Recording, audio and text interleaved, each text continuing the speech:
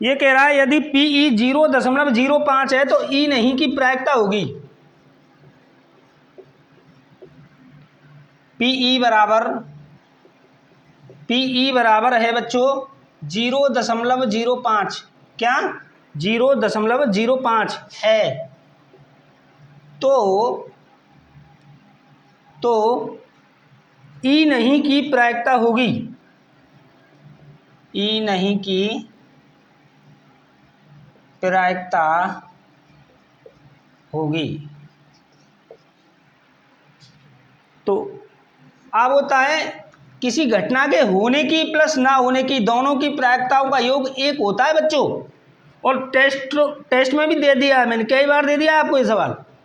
ई नहीं की प्रायिकता, ई नहीं की प्रायिकता हमें निकालनी है, तो क्या करेंगे हम, एक में से 0.05 को माइनस कर देंगे, 0.95 ये आ जाएगा। किस विकल्प में आ रहा है बच्चों, दा विकल्प में। तो दा विकल्प क्या होगा, सही, क्या होगा, सही। तो इस तरह से पहले क्वेश्चन के जो सभी क्वेश्चन हैं वो हल हो गए। अब आगे दूसरा क्वेश्चन है, निम्नलिखित प्रश्नों में रिक्त स्थानों की पूर्ति करते हुए उत्तर पुस्तिका में लिखिए। तो ये क्वेश्चन कह रहा है समांतर श्रेणी -3 -1/2 5/2 डैश डैश डैश का 11वां पद है। तो आप बताएं यहां ए क्या हो जाएगा, यानी ये दिया है सवाल समांतर श्रेणी, क्या समांतर श्रेणी, ये दूसरा क्वेश्चन का पहला है बच्चों, समांतर श्रेणी कह रहा है समांतर श्रेणी -3 -1/2 5/2 डैश डैश डैश का 11वां पद है, 11वां पद रिक्त स्थान है। ये क्वेश्चन दिया है बच्चों। अब देखिए यहां A1 हो गया, A1 क्या हो गया, यहां A1 हो गया -3 और A2 क्या हो गया -1/2, A3 हो गया 5/2। अब यहाँ मैं D निकालूंगा, D बराबर A2 - A1।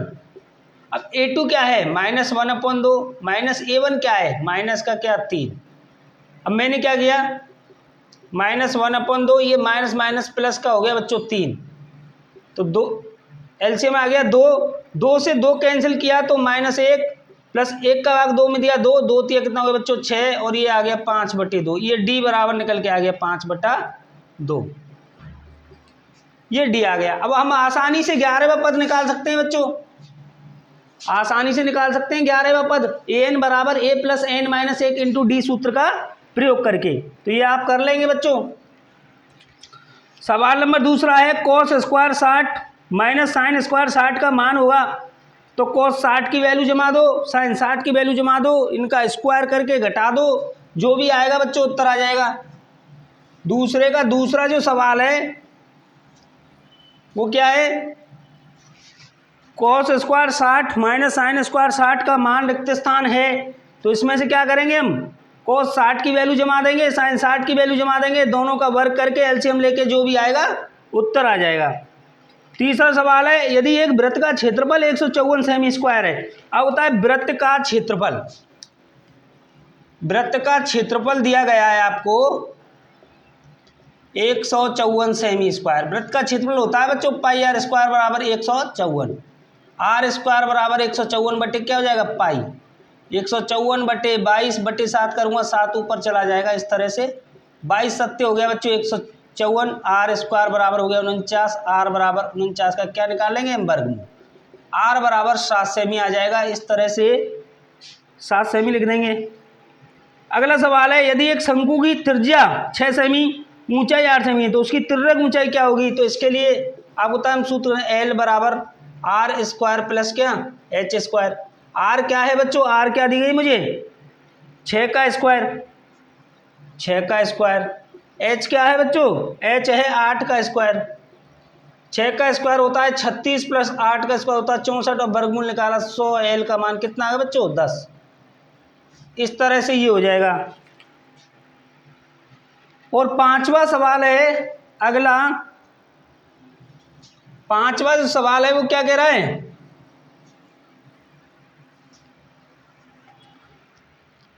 ये कह रहा है 3 गुणा माध्यक, यानी ये दिया गया 3 माध्यक, क्या बच्चों 3 माध्यक बराबर 2 माध्य, ये रिक्त स्थान में क्या आएगा प्लस, तो यहाँ आ जाएगा बच्चों बहुलक, क्या आ जाएगा बहुलक आ जाएगा। अगला सवाल है ये पांचवा था बच्चों। अगला सवाल है छठवा, ये कह रहा है वर्ग अंतराल 60-75 का वर्ग चिन्ह है, तो 60-75 का वर्ग चिन्ह, यानी 60 + 75 को ऐड कर दो बच्चों, जोड़ दो।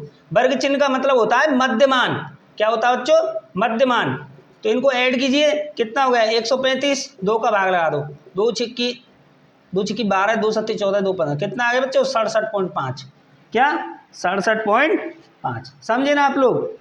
अगला है एक पासे को उछाले जाने पर 6 से बड़ा अंक आने की प्रायिकता। बच्चों ये जो सवाल है ध्यान से समझना, एक पासे को उछाले जाने पर 6 से बड़ा अंक, जब हम एक पासे को उछालते हैं ना तो कुल परिणाम जो मिलते हैं वो मिलते हैं हमें, कुल परिणाम मिलते हैं 1 2 3 4 5 6, है ना, तो कुल परिणाम हो गए बच्चों मेरे पास 6, कितने हो गए 6। अब ये कह रहा है 6 से बड़ा अंक आने की प्रायिकता, तो यहाँ 6 से बड़ा अंक तो है ही ना है बच्चों, हमारे इन परिणामों में 6 से बड़ा अंक नहीं है, तो इसलिए अनुकूल परिणाम क्या हो जाएगा 0, तो प्रायिकता क्या आ जाएगी बच्चों, प्रायिकता क्या आ जाएगी, आप देखिए 6 से बड़ा अंक तो है नहीं है, अनुकूल परिणाम 0, कुल परिणाम 6, तो प्रायिकता आ जाएगी 0। ओके, अगला सवाल है, अगला सवाल तीसरे के पार्ट में आ रहे हैं बच्चों, तीसरे क्वेश्चन पे आ गए हम, तीसरे क्वेश्चन पे आ गए। अब तीसरा क्वेश्चन मैं आपको कराता हूं बच्चों नेक्स्ट वीडियो में, नेक्स्ट वीडियो में देखें आप तीसरे क्वेश्चन का पूरा हल।